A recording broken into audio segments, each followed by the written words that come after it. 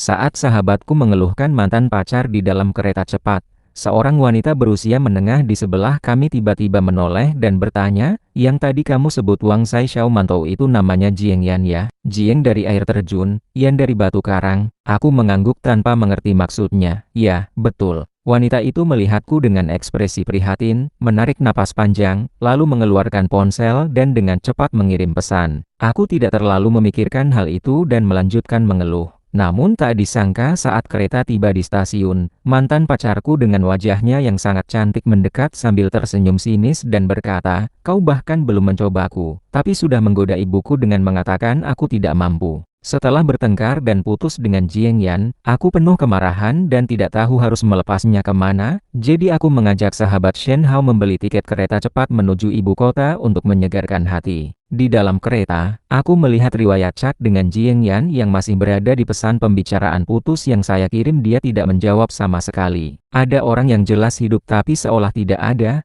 Aku mematikan layar ponsel dan menoleh untuk mengeluh padanya. "Kau tidak tahu betapa menyebalkannya dia." Shen Hao mengerutkan kening dan bertanya, "Seberapa menyebalkan?" Aku mengerut bibir lalu menyebutkan satu persatu keluhan saya. "Kemarin dia lupa membeli es sekolah untukku." "Benarkah? Jadi itu alasanmu putus dengannya?" Shen Hao melihatku dengan tidak mengerti. Mungkin dia tidak mengerti kenapa aku bisa putus dengan Jieng Yan yang sangat cantik hanya karena sebotol es sekolah. Melihat tatapan bingung Shen Hao, aku terdiam sebentar lalu berkata, "Tentu saja tidak. Tadi malam, saat kami hampir akan mendekat lebih jauh, dia tiba-tiba melihat pesan di ponselnya, lalu tanpa berkata apa-apa langsung mengenakan rok dan bangkit pergi. Hanya menyisakan pesan istirahatlah lebih awal." Saat itu aku tidak terlalu memikirkan hal itu, tapi kemudian aku melihat di grup chat ada yang bilang mantan kekasih Jieng Yan kembali dan kalah bermain game sehingga harus memanggil orang untuk minum bareng. Pasti saja Jieng Yan pergi ke sana. Di antara saya dan mantan kekasihnya, dia memilih mantan kekasihnya. Setelah tahu hal itu, aku langsung marah dan mengajukan pembicaraan putus. Tapi hal yang memalukan seperti itu di malam hari, aku tidak akan pernah mengakuinya, jadi aku menjawab dengan nada tegas tapi pandangan mata saya menghindar. "Tentu saja tidak. Kau tidak tahu, dia selalu berpakaian sangat tertutup setiap malam, lebih kuno daripada saya. Saya curiga dia tidak mampu." Setelah berkata itu, Shen Hao terkejut dengan mulut terbuka lebar. "Benarkah Jieng Yan tidak mampu?" "Tidak terlihat ya." Wanita cantik sepanjang 168 cm.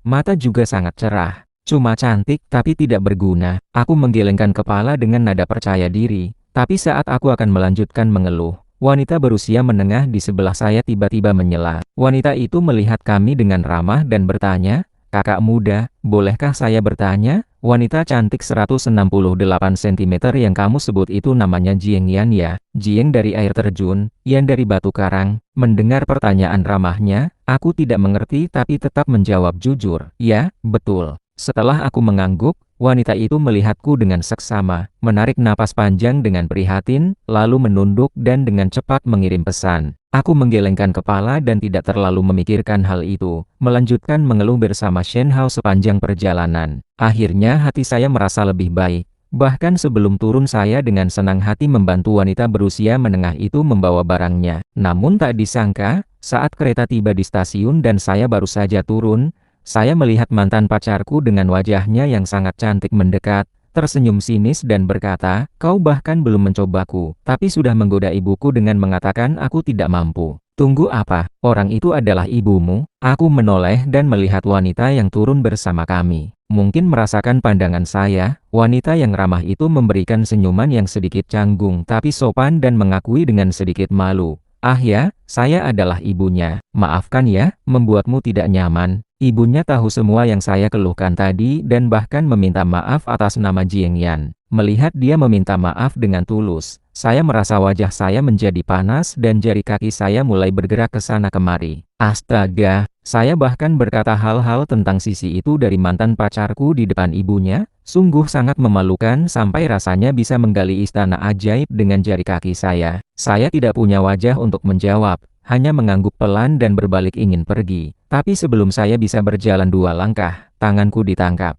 Saya menoleh dan melihat Jieng Yan dengan wajah cantiknya yang serius berdiri di depan saya, matanya menyipit dan menatap saya dengan tajam, berkata, "Kita belum selesai bicara, mengapa kamu mau pergi?" Selain itu, kamu mengajukan pembicaraan putus tanpa memberitahu alasan apa saja. Ada apa denganmu? Apakah aku ada yang kurang baik?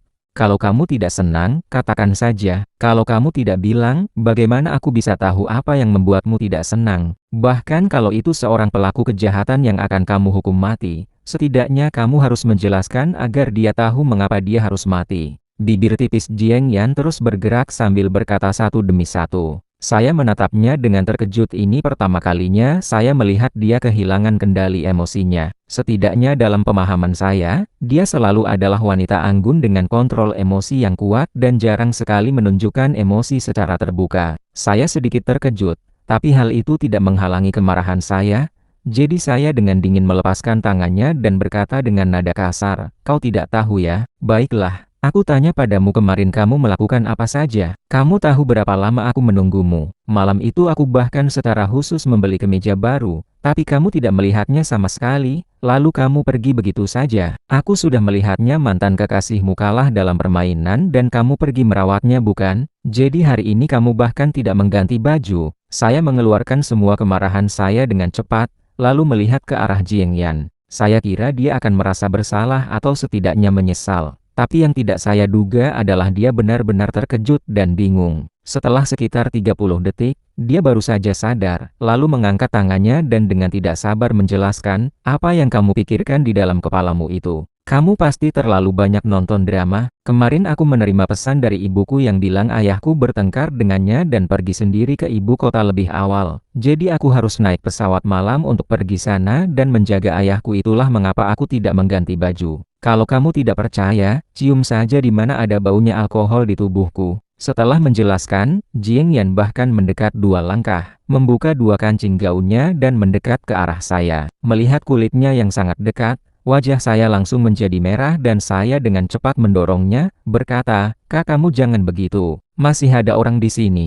Kau sudah tidak marah lagi kan? Tidak akan putus dengan aku lagi kan?" Jiang Yan tidak mengizinkan aku mendorongnya, malahan dia memegang tanganku dengan kuat dan menempelkannya pada dadanya. Merasakan detak jantungnya yang kencang, hatiku juga mulai berdebar kencang. Meskipun sudah sedikit terpengaruh, aku tetap bersikeras. "Kau juga tidak menjelaskan apa-apa lalu pergi begitu saja. Jadi aku salah paham, itu wajar. Selain itu, bagaimana mungkin aku percaya begitu saja apa yang kamu katakan?" Mendengar aku masih tidak percaya, Jiang Yan semakin tidak sabar, lalu menoleh ke arah ibunya dan berkata, "Bu, tolong buktikan ya." Mendengar panggilan Jiang Yan, ibunya segera menyembunyikan ekspresi lucunya dan melihatku dengan serius lalu mengangguk. "Ya, itu benar-benar terjadi seperti itu." Melihat ibunya juga menyetujuinya, aku tidak punya alasan lagi untuk bersikeras. Wajahku menjadi merah, aku mengerut bibir dan menyadari bahwa aku yang salah. Lalu berkata dengan suara pelan, "Baiklah, jadi aku tidak marah lagi." Setelah berkata itu, aku kira Jiang Yan akan melepaskanku, tapi tak disangka, dia melihatku dengan senyum yang tidak masuk akal dan berkata, "Baiklah, sekarang giliran aku yang marah. Soal kamu yang menggoda ibuku dengan mengatakan aku tidak mampu, kita harus menghitungnya dengan jelas.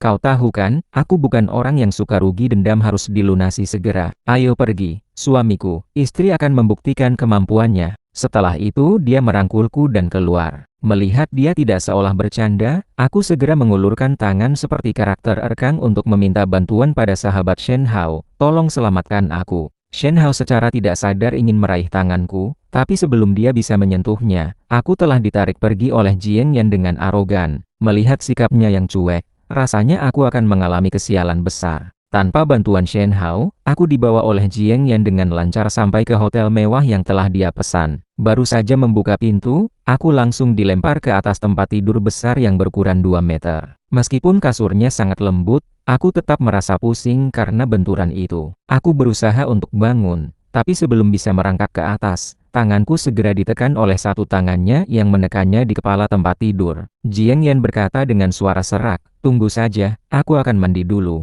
Hari ini aku pasti akan menghilangkan kesalahpahamanmu tentangku." Setelah berkata itu dengan penuh kemarahan, dia melihatku yang tampak terkejut dan tidak tahan untuk bertanya, "Kenapa? Takutkah? Kalau begitu, lain kali masih berani tidak untuk membicarakan hal-hal tidak jelas di luar sana?" Saat berkata itu, Jiang Yan mengira aku merasa takut. Jadi dia melepaskan tanganku dan suaranya menjadi lebih lembut. Aku melihat wajahnya yang sangat cantik. tidak sengaja menelan ludah. Lalu mulutku berkata lebih cepat dari pikiranku. Siapa yang takut? Takutnya justru seseorang tidak mampu. Mendengar aku masih berani menggoda dia, Jing Yan mengangkat alisnya dan tersenyum sinis. Baiklah, nanti jangan nangis ya. Aku tidak akan nangis kok. Aku menggeleng-gelengkan kepala dengan sombong, dan ekspresiku yang menyombong itu membuat Jing Yan semakin marah. Aku melihat dia langsung masuk kamar mandi tanpa menoleh lagi. Baru 5 menit kemudian, dia sudah selesai mandi dan keluar. Melihat dia bisa selesai dengan cepat, aku terkejut. Aku baru saja mau berkata sesuatu, tapi sebelum bisa mengucapkan kata pun, bibirku langsung ditempelkan bibirnya. Aku kira ini akan menjadi perang yang sengit dan lama, tapi tak disangka hanya 3 menit kemudian, aku mendengar dia menarik napas panjang. Melihat dia sudah selesai, aku mengejeknya, belum mulai sudah selesai ya. Aku menoleh melihatnya dengan tatapan terkejut. Melihat dia berbaring di sampingku dengan wajah yang penuh rasa tidak puas diri, aku mencoba menahan diri. Tapi dalam beberapa detik aku membayangkan segala hal terburuk dalam hidupku untuk menekan senyumku, namun bibirku tetap tidak bisa dihentikan untuk melengkung ke atas. Akhirnya aku tidak tahan dan tertawa terbahak-bahak. Wahaha, hanya segitu saja, hanya segitu. Mendengar ejekanku yang terang-terangan, wajah Jing Yan langsung menjadi merah padam. Setelah terdiam beberapa menit, dia menarikku dengan tidak puas dan berkata, aku tidak percaya. Kita coba lagi, beri aku kesempatan satu lagi. Aku tertawa hingga tubuhku bergoyang-goyang. Merasakan tangannya yang mulai bergerak lagi, aku tidak menghalanginya lagi pula, hanya butuh beberapa menit saja. Belum cukup waktu untuk aku tertawa puas. Namun sebelum dia benar-benar melanjutkan, kita dibiarkan oleh seseorang. Kami mendengar suara keras ayahnya dari luar pintu. Sayang, ayah sudah janjikan dokter untukmu. Ayo kita periksa saja, jangan menyusahkan anak muda itu ya. Mendengar kata itu, wajah Jing Yan langsung menjadi hitam seperti wajah tokoh Baogong, dan aku tidak tahan lagi untuk tertawa terbahak-bahak. Wahahaha. Meskipun Jing Yan sangat tidak ingin pergi, dia tidak punya pilihan karena dipaksa oleh ayahnya. Aku melihat Jing Yan memegang tanganku dengan wajah yang penuh kesusahan. Melihat tatapan menyusahkannya, aku menepuk bahunya untuk menenangkannya. Tidak apa-apa, kita pergi saja diperiksa. Aku tahu kamu bisa. Kita hanya pergi untuk menghibur hati ayah kamu saja. Mendengar kata penghiburanku, Jing Yan melihatku dengan tatapan ragu dan bertanya, benarkah? Melihat dia jarang sekali menunjukkan sisi yang tidak percaya diri seperti ini, aku menahan senyum dan menjawab dengan serius, ya, tenang saja.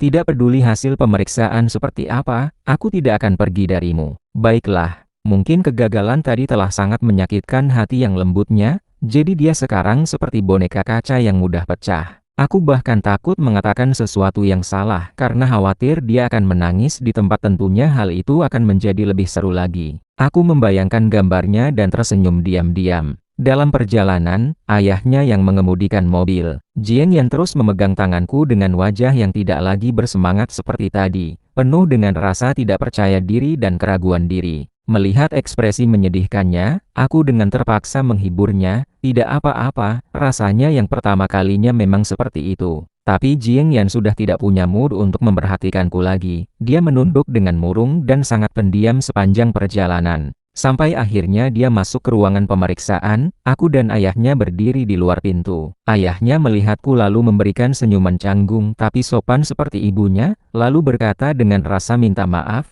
maafkan ya anak muda, ayah tidak terlalu memperhatikan hal ini tentang anak perempuanku. Kamu benar-benar disusahkan ya, jangan khawatir. Kalau memang ada masalah, ayah pasti tidak akan mengizinkan anak perempuanku menyia-nyiakanmu. Mendengar kata-kata ayahnya yang sangat ramah, aku menggelengkan kepala, tidak apa-apa Pak. Mungkin melihatku tetap setia meskipun begitu, pandangan ayahnya menjadi lebih penuh kasih sayang dan suaranya menjadi sangat lembut. Setelah menunggu sekitar 30 menit, Jing Yan keluar dengan wajah kemerahan. Setelah bertatapan denganku, dia memberikan hasil pemeriksaan padaku dengan wajah merah. Aku sedikit terkejut tapi tetap membacanya. Istilah-istilah profesional di bagian depan tidak aku mengerti, jadi aku hanya melihat kesimpulan dokter yang mudah dimengerti. Kondisi baik dan reaksi normal, hanya kurang pengalaman dan tidak bisa mengatur irama dengan baik. Melihat kalimat terakhir itu, aku melihat ke arah Jing Yan dan baru mau menghibur dia, tapi sebelum aku bisa berbicara, ayahnya lebih dulu bertindak. Aku melihat ayahnya menendang kaki Jing Yan dengan tidak puas dan berkata, sudah ku bilang jangan selalu mengurung diri di rumah kan? Sekarang malu kan? Mendengar kata ayahnya, aku sangat setuju dan ikut menyuruhinya. Benar kata Pak Jieng Yan, kamu harus banyak berlatih ya. Mendengar aku juga ikut membocorkan rahasianya, Jieng Yan malah tertawa karena kesal. Dia langsung mendekat beberapa langkah lalu merangkul pinggulku, kemudian berkata dengan suara dalam, baiklah, kalau begitu, suamiku harus bersusah payah menemani aku berlatih ya. Mendengar kata itu, aku membuka mata lebar-lebar, ada masalah besar. Bukankah benar saja dugaanku? Setelah pulang, Jieng Yan mulai dengan gila-gilaan mencari aku untuk berlatih bersama. Awalnya dia benar-benar menarikku untuk melihat tutorial dan belajar bersama, tapi kemudian mulai tidak sopan lagi hingga dia bahkan menarikku berlatih di dapur, kamar mandi, bahkan di sofa. Bertahun-tahun kita berlatih, dari hanya 3 menit pada awalnya lama-kelamaan menjadi lebih panjang. Dia menjadi bersemangat dan bugar, sementara aku merasa pinggang sakit dan kaki lemah. Akhirnya pada suatu malam, aku tidak tahan lagi dan langsung ingin menendang wanita yang tidak bisa diam itu dari tempat tidur. Aku membungkus diri dengan selimut dan tidak melihat ke belakang, berkata, malam ini aku ingin tidur sendirian. Melihat sikapku seperti itu, Jieng Yan mengedipkan matanya mencoba untuk berunding. Suamiku, kita bareng aja dong. Sambil berkata dia mencoba menarik selimutku, tapi bagaimana mungkin aku mudah menyerah? Tentu saja tidak. Aku dengan cepat menarik kembali selimutku dan berkata dengan dingin, pas sekali buat meredakan panasmu. Melihat aku tidak terpengaruh sama sekali, aku mendengar Jieng Yan menarik napas pelan. Aku kira dia akan menyerah setelah itu, tapi tak disangka dia tiba-tiba mengganti cara. Suamiku, menurutmu hasil latihan aku akhir-akhir ini bagaimana? Apakah bisa mendapatkan persetujuanmu? Saat berkata itu, matanya yang indah penuh dengan harapan. Menatap pandangannya, aku mengerut bibir dan merasa heran tidak mengerti kenapa dia tiba-tiba bertanya seperti itu. Namun meskipun bingung, aku tetap menjawab jujur. Lumayan saja. Lalu, apa yang ingin kamu katakan? Aku melihatnya dengan waspada jangan sampai ada tipuan lain lagi. Pinggangku masih sakit loh. Melihat tatapan waspadaku, Jieng Yan tersenyum dan matanya tampak bersinar. Aku melihat dia mengambil cincin kawin besar dari suatu tempat, memasangkannya di jariku sambil tersenyum berkata, kalau begitu bagus sekali. Maka berikan aku status resmi ya. Mendengar kata itu, wajahku penuh dengan tanda tanya status resmi apa. Melihatku tidak mengerti, Jieng Yan menunjukkan wajah kesusahan dan menjelaskan, kau tidak tahu kan, aku sudah lama ingin menikah denganmu. Tapi ayahku bilang kalau kemampuan itu tidak mendapatkan persetujuanmu, dia tidak akan menyetujui pernikahan kita. Dia bilang aku tidak boleh menyusahkanmu. Sampai akhir kata. Suaranya yang biasanya dingin bahkan sedikit bergetar seperti mau menangis. Melihat wajahnya yang cantik dan menggemaskan itu, aku tidak tahan untuk tersenyum sangat sulit untuk menolaknya. Jadi setelah ragu beberapa detik,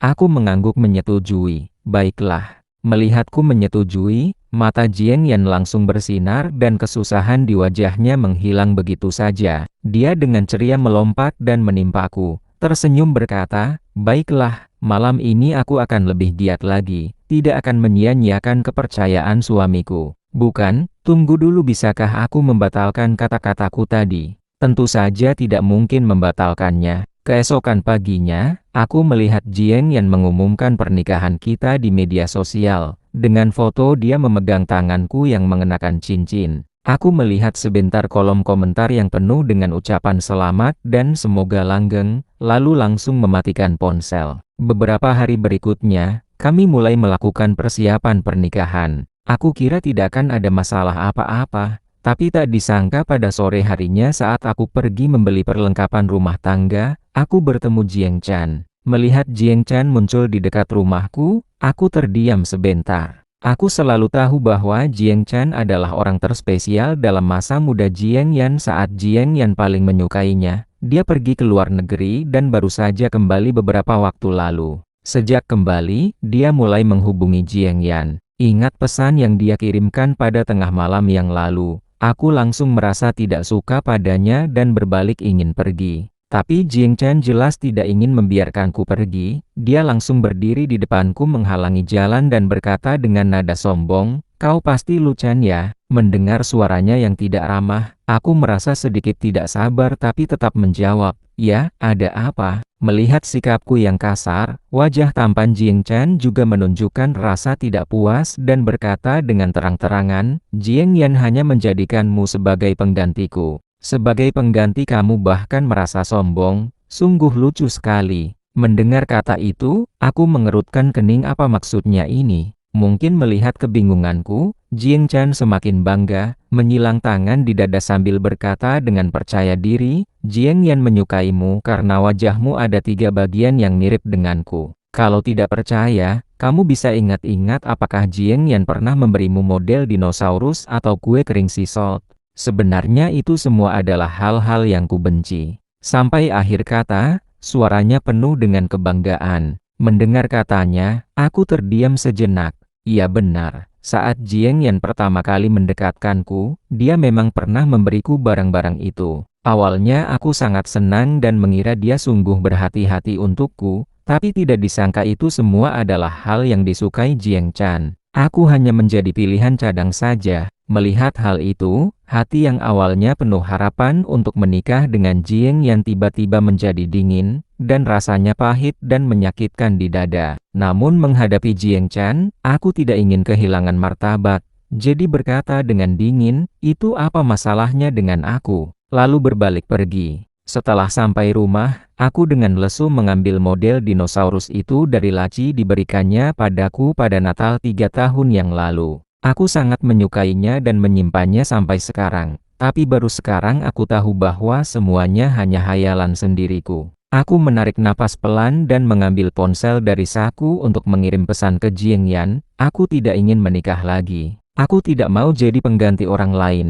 Setelah mengirimnya, aku langsung memblokir Jiang Yan. Aku tahu Jiang Yan menyukai aku, tapi cinta sebagai pengganti itu lebih baik tidak aku terima. Setelah melakukan itu, aku langsung pindah ke rumah sahabat Shen Hao. Beberapa hari berturut-turut aku tidak menjawab panggilan atau pesan apapun dari Jiang Yan, dan benar-benar tenggelam dalam perasaan patah hati. Shen Hao merasa kasihan padaku dan membukakan acara TV agar aku bisa menghilangkan kesedihan. Tapi tidak disangka yang muncul adalah acara dengan adegan karakter yang sedang menangis di atas meja yang menuliskan beberapa kata. Aku langsung marah besar. Sialan saja, perempuan busuk. Shen Hao melihatku marah besar jadi tidak berani bersuara dan langsung mematikan TV. Khawatir aku akan marah sampai menghancurkan TV. Melihat sikap Shen Hao yang sangat hati-hati, emosiku semakin hancur. Aku menariknya dan mulai mengeluh dengan keras. "Wu, kau tidak tahu kan betapa menyakitkannya ini. Cinta dan waktu selama bertahun-tahun ternyata percuma saja. Aku sangat menyukainya. Siapa sangka dia menjadikan aku sebagai pengganti. Aku kira klise seperti itu hanya ada di sinetron, tapi tidak disangka benar-benar terjadi padaku. Nasibku sungguh menyedihkan." Aku mengeluh terus-menerus dan Shen Hao juga ikut mengeluh bersamaku sampai aku lelah. Setelah itu dia melihatku dengan lembut dan bertanya perlahan, "Kau benar-benar percaya dengan kata-kata Jiang Chen itu?" Mendengar kata itu, aku menatapnya dengan heran. "Apa maksudmu?" Aku mengusap-usap air mataku, menatap Shen Hao dengan wajah polos. Melihat kelakuan bodohku itu, Shen Hao menepuk-nepuk kepalaku dengan tidak sabar dan berkata, "Perhatian Jiang Yan padamu selama bertahun-tahun bukan bohongan lo. Lihat saja. Mana ada orang yang diperlakukan sebagai pengganti tapi seperti kamu ini. Kalau kamu cuma pengganti, dia sudah lama mengusirmu. Kamu benar-benar tidak bisa melihat jelas keadaan sendiri ya." Shen Hao menggelengkan kepala dengan nada sudah terbiasa. Mendengar kata itu, aku mengedipkan mata. Kepalaku yang sudah tidak terlalu cerdas jadi semakin tidak bisa berpikir. Belum sempat aku bereaksi, aku melihat Shen Hao menarik napas pelan, berdiri lalu membuka pintu. Sesaat kemudian, Jiang Yan muncul di depan pintu dengan matanya yang tajam langsung menatapku. Saat pandangan kita bertemu, aku dengan dingin memalingkan wajah dan tidak berkata apa-apa. Shen Hao melihatku sebentar, lalu menoleh ke Jiang Yan dengan suara tegas berkata, "Jelaskan dengan jelas kepada sahabatku ini, kalau tidak aku tidak akan tinggal diam." Mendengar itu, Jiang Yan mengangguk dengan serius, lalu mendekat beberapa langkah ingin menjelaskan, tapi aku sama sekali tidak ingin mendengarkan. Aku berbalik masuk kamar dan mau menutup pintunya. Tapi sesaat kemudian pintunya ditahan olehnya. Aku melihatnya dengan tatapan dingin dan berkata dengan suara kasar, "Kalau mau bicara cepat saja, setelah itu pergi dariku. Aku tidak ingin terus terlibat dengan orang yang menjadikan aku sebagai pengganti." Mungkin melihat sikapku seperti itu, Jiang Yan sedikit tidak sabar, menarik napas pelan lalu menjelaskan, "Aku dan Jiang Chan sudah berlalu jauh lama. Sekarang aku tidak punya hubungan apapun dengannya. Bukankah lebih baik kamu percaya pada istri kamu daripada pada orang luar?" Saat berkata itu, ada kesedihan yang melintas di matanya. Melihat kesedihannya, aku terdiam sebentar, tapi akhirnya tidak tahan untuk bertanya. Tapi dia bilang, "Model dinosaurus dan kue kering sea salt yang kamu berikan padaku adalah yang paling disukainya. Kamu memberi aku barang-barang yang disukainya. Bukankah itu berarti aku adalah penggantinya?" Setelah berkata itu, aku kira Jiang Yan akan merasa bersalah. Tapi tak disangka aku merasakan kepalaku ditusuk sedikit. Aduh, aku memegang bagian kepalaku yang sakit dan menatapnya dengan bingung. Jiang Yan tertawa karena kesal. Melihatku dengan nada tidak sabar berkata, "Kamu bodoh ya? Kok orang bilang apa kamu percaya aja? Model dinosaurus itu bukan karena kamu membagikannya di media sosial bilang kamu mau punya, baru aku belikan. Dan kue kering sea salt, aku tahu kamu suka dengan rasa sea salt, jadi aku cari khusus untukmu. Apa hubungannya dengan yang dia suka? Aku tidak pernah memberikan barang-barang itu padanya kok." Sungguh omong kosong semata. Mendengar penjelasannya, aku tiba-tiba ingat benar saja, dulu aku melihat model dinosaurus itu di media sosial dan membagikannya, lalu 2 hari kemudian Jiang Yan memberikannya padaku. Cuma karena sudah lama, aku tidak langsung ingat dan tertipu olehnya. Melihat itu, aku merasa sedikit bersalah dan memutar-putar jariku, lalu berkata dengan hati-hati sambil mencoba membela diri, "Tapi teman-temanmu bilang kamu dulu sangat menyukainya. Saat kamu paling menyukainya, dia memilih pergi ke luar negeri, dan kamu sangat sedih saat itu kan?" Mendengar itu, Jiang Yan mengurutkan dahinya dan tidak menjawab langsung, melainkan menarik napas dalam-dalam lalu menanyakan padaku, "Sayang, bayangkan saja ya kalau seseorang yang kamu suka meninggalkanmu, apakah kamu masih akan menyukainya?" Aku ragu sebentar tapi langsung menjawab tanpa berpikir panjang, "Tentu saja tidak. Tidak membencinya sudah bagusnya." Belum sempat aku menyelesaikan kata, Jiang Yan menyela dan melanjutkan, "Ya kan? Dia menyia-nyiakan perhatianku. Tidak membencinya sudah bagusnya, apalagi masih menyukainya. Pikiran kamu di mana ya? Aku bukan orang bodoh. Kenapa harus memilih orang yang pernah meninggalkanku daripada orang yang ada di hadapanku sekarang? Aku tahu baik-baik untuk menghargai orang yang ada di sisiku." Setelah berkata itu, Jiang Yan perlahan berdiri dan duduk di sisiku, menarikku masuk ke pelukannya. Aku mendengar suaranya yang lembut menyapa, dan di hatiku, "Kamu adalah satu-satunya yang tidak bisa digantikan oleh siapapun." Mendengar omelannya di telingaku, aku merasa sedikit malu tapi hatiku penuh dengan kebahagiaan. Aku tidak tahan untuk mengerut bibir dan sengaja menggoda dia. "Kalau begitu kamu menyukai aku apa?" Karena aku tampan, murah hati, dan ceria, aku kira dia akan memuji aku sedikit di saat seperti ini. Tapi tak disangka Jiang Yan menyentuh kepalaku dengan ekspresi santai dan berkata, "Aku menyukai kebodohanmu dan kelakuan polosmu." Waduh, apakah dia sadar apa yang dia katakan? Aku mendorongnya dan menatapnya dengan marah. Tapi sesaat kemudian aku kembali ditarik masuk ke pelukannya. Aku mendengar dia tertawa dengan senang dan berkata, "Aku menyukai kepribadianmu yang ceria dan hangat, seperti bunga matahari. Setiap kali melihatmu, kamu selalu penuh semangat dan indah banget.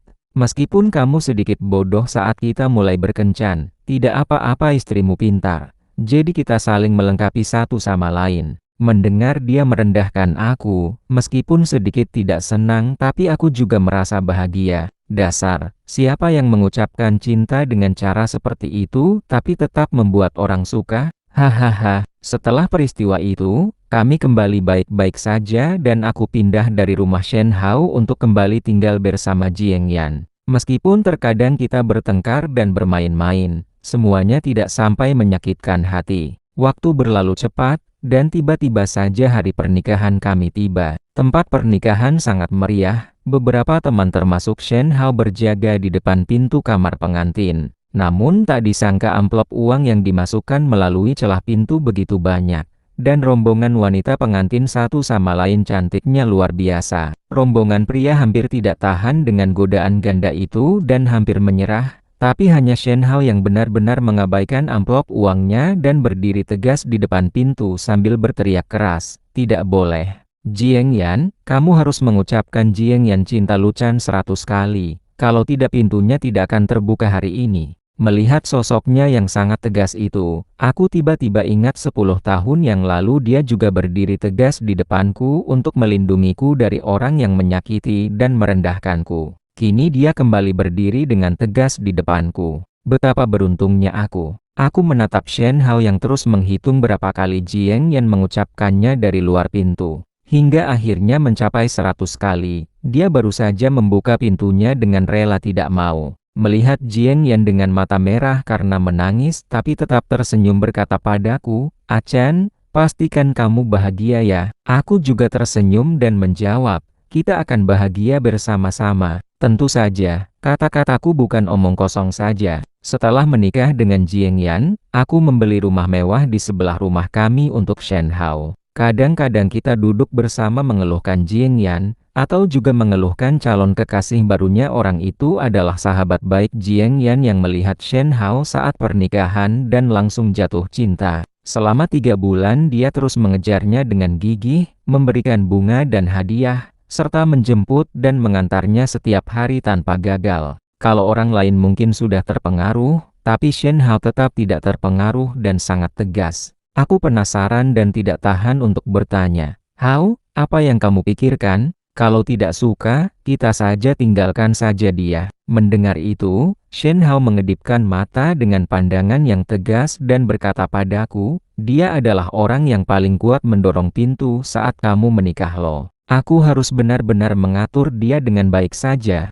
Selain itu, baru 3 bulan kok tergesa-gesa." Kalau menyukai seseorang tapi tidak punya kesabaran seperti itu, apakah itu bisa disebut cinta? Sahabatku mengerutkan bibir dengan tidak puas. Mendengar kata itu, aku mengangguk dengan setuju, lalu menunduk untuk mengirim pesan ke Jiang Yan. "Sudah aku pantauin untuk sahabatmu. Shen Hao tidak suka orang yang tidak sabar. Bilang dia biar lebih sabar aja, wanita yang tidak sabar tidak akan ada yang mau." Setelah mengirim pesan dengan semangat, Jiang Yan langsung membalasnya. Tak lama kemudian aku menerima pesan darinya. "Jiang Yan, suami benar. Kesabaran itu sangat penting. Jiang Yan, aku tidak seperti dia, aku sangat sabar loh. Sudah aku masak sup dengan sabar dan menunggu suami pulang." Melihat foto dia yang mengenakan celemek yang dikirim bersamaan, aku tidak tahan untuk tersenyum lalu menoleh melihat sahabatku. Sungguh bagus rasanya. Punya istri yang mencintaiku dan sahabat yang mencintaiku. Betapa beruntungnya hidupku.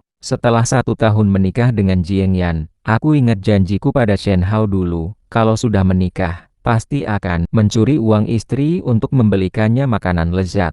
Tapi mencuri itu bukan gayaku. Jadi biasanya aku langsung minta saja. Aku mengirim pesan ke Jiang Yan, "Sayang, bolehkah aku minta dibelikan 2 gelas minuman susu? Aku tidak mau pakai uangku sendiri. Uangku ada kegunaannya loh." Setelah mengirimnya, aku melihat tanda bahwa Jiang Yan sedang mengetik pesan. Beberapa detik kemudian, pesannya datang. "Jiang Yan, baik-baik-baik, uangku tidak ada kegunaannya ya. Jiang Yan telah mentransfer 52,0 rupiah 0 ke kamu." Aku langsung menerima dengan cepat. Hehe, punya istri memang berbeda rasanya.